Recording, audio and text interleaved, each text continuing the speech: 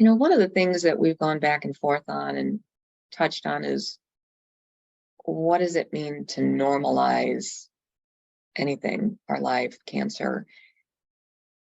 And for me, I want to start with the acknowledgement that we each have our own path in life, and we each have our own path when diagnosed with cancer or any disease. And I think it's very important that we learn how to honor our path and honor and respect other people's paths, because it may or may not be ours, and it may or not be what we would choose.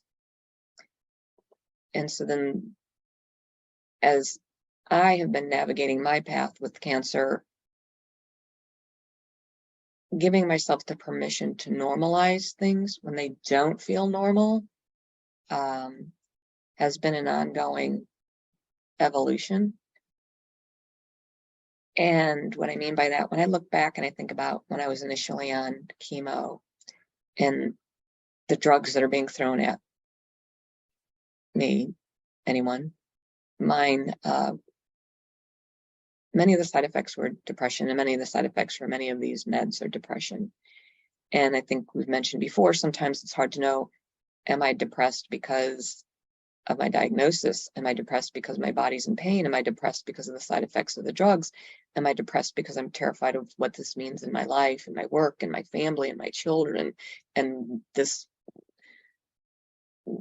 rampage can go on, and being able to sort through this of whatever this cacophony and just spiraling of feelings can be, and then how do I normalize that, or what is my normal?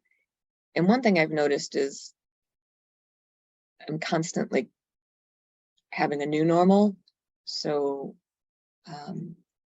learning, for me, I was so athletic, and then learning how to not be able to do all the physical things I was able to do. And it may not be a big deal to somebody else, but for me, it was significant because it defined who I was, and it defined on how I coped with life, and it defined my joy in life.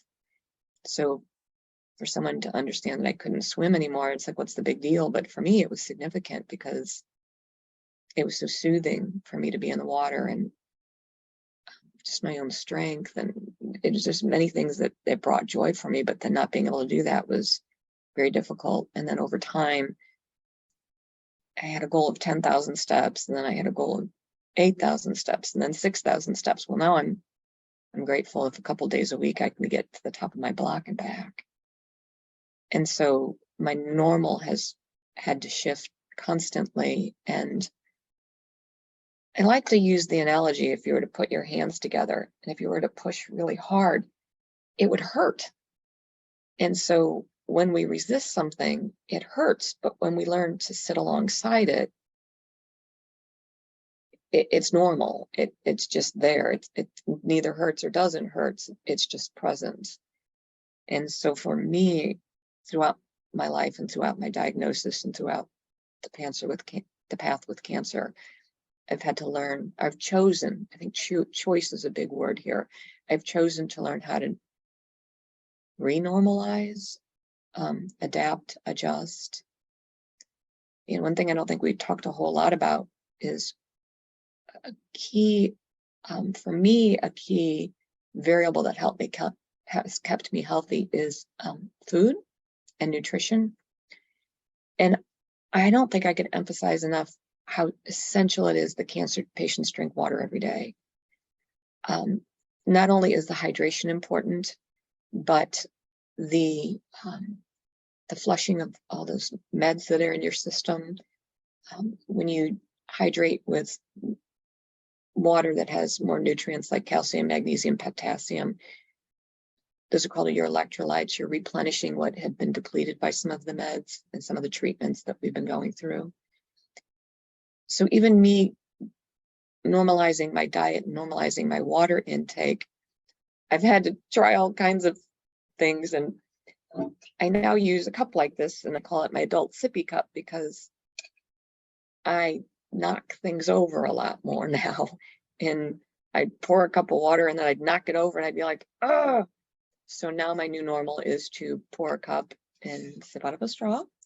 And then I have my backup so that I always know that I'm drinking enough water. And I try and drink a certain number of these a day. And as these goes down, I fill them back up, and then I fill them up here. And I use that as an example of how I've had to constantly adapt and renormalize based on what was happening along my path and along my journey. I think another interesting thing is emotions. I sometimes am an introvert, and sometimes I'm an extrovert. In certain settings, wow, am I turned on and I'm an extrovert, and I thrive on that. And then in other settings, I love being an introvert. I love keeping to myself. Even if I'm just observing, I could be in a setting where there's a lot going on, but I love being an introvert.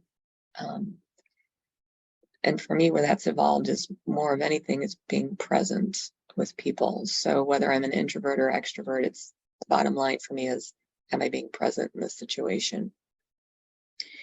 So how does that tie in with feelings, and how does that tie in with normalizing? I know at times I was angry. Oftentimes I've shifted. Before, when I used to go in for my tests, I get very anxious for my CT scans. Like most people, I have them every 3 months because that's kind of the time frame to give the treatment some time to have some impact or not on the cancer. And I used to get really anxious. And then I learned how to accept, well, it is what it is. So I might as well get a good night's sleep and get the news tomorrow rather than fight what's already known, but I just don't know it. And I have found that a lot of times when news is not what I want, more than anything now, I get angry. And what I mean by that is I get mad because it's not what I want to hear. And I get mad because that's not where I am, and that's not who I am. But yet it is. I still see myself recovering. And whatever that means. Recovering could mean I grow at a greater level of peace and I take my last breath and it's okay. Recovering could mean my cancer goes into remission and I live X number of years. I don't have definitions anymore of those things because I think it's too heavy and burdensome to do that to myself and to each other. And when people ask a cancer patient, well, what's your prognosis, or what's your diagnosis? Well, how long are you going to live? That's usually more for them than for you. And it took a while for me to recognize their anxiousness and the fact that I didn't have to have an answer, or I didn't have to know the answer, or I was going to get an F for not having the correct answer. Because I think I want to give someone the correct answer and I want to be truthful with them. And there's a lot of burden behind answering those questions because nobody knows. My doctor doesn't know. I don't know. Nobody knows. And so how do I allow people who are close to me feel that they can ask me questions but not feel burdened by them? And sometimes they flat out have to say, I just don't know. I don't know. And that some people can find that easy to accept and some people can find that difficult to accept. So normalizing is constantly shifting, but I do think it's a gift and a grace to allow ourselves to normalize for today, because tomorrow might look really different. And then you normalize for today and tomorrow might look really different. And I don't think that matters if you have cancer or not. There's enough going on in the world with a lot of stressors for everybody, with the economy, with just everyday life, with their jobs, with their family members, with their loved ones, with their communities, natural disasters in their communities. There's just so much going on. What is normal? And I think normal is whatever helps us feel safe. And well, for me, normal is what helps me feel safe in that moment. And learning how to identify that may shift, and learning how to identify that may mean something different from moment to moment. And for me, it goes back to what matters most. Whenever I get all discombobulated and confused, what I go back to, does this really matter? And if it's a yes, okay, then how do I want to choose to deal with it? If it's a maybe, well, then can I put it on the side burner for now and come back to it? Does it need my immediate attention right now? And if it's a no, sometimes I ask myself, does this matter to somebody who's really important to me? And is that a dialogue I need to have, or a conversation I need to have with that person? And acknowledging that it's a two-way street, because still to this day, when people call and ask how I'm doing, I'll talk and then I'll say, now, how are you? And sometimes they're taken back that I asked that question, but it's a two-way street. It's just as much, a friendship is just as much as you caring about me as me caring about you. So I hope that people can learn how to create new normals for themselves every day in every aspect of their life. And to also learn that it's a choice. Everything along my path has been a choice. And again, surrendering by no means is giving up. Surrendering is a kind of acceptance where I flow with the river. When I get into the river, rather than trying to paddle to the side or control the water or go back upstream or think that I can, control the rapids and speed up in the slow parts, it's learning how to go with the flow of it all. And I suppose now one of my normalizing is being okay wearing my oxygen, and letting that become my normal. I was a little bit intimidated, and I don't know why, but it now feels like a normal part of me, and I actually enjoy it. I was talking about how I was getting more and more lightheaded, and they said, "Are you wearing your oxygen?" I'm like, "Mm-mm." Like, turn on your oxygen. And I'm like, got it. So oftentimes, to symptoms and side effects, there are large and small things we can do to normalize them.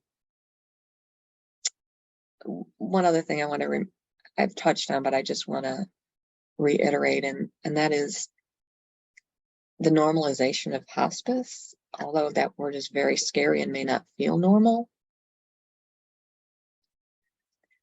and it's not a path that everybody chooses. And some people choose it the last week of their life. Some people choose it the last year of their life. I think I mentioned my oncologist a year ago suggested I go into hospice, and I said, no way, no how. No, that's not me.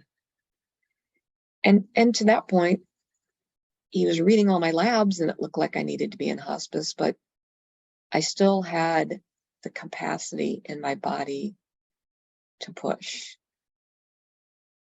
Did that serve me well or not? It doesn't matter. I'm here.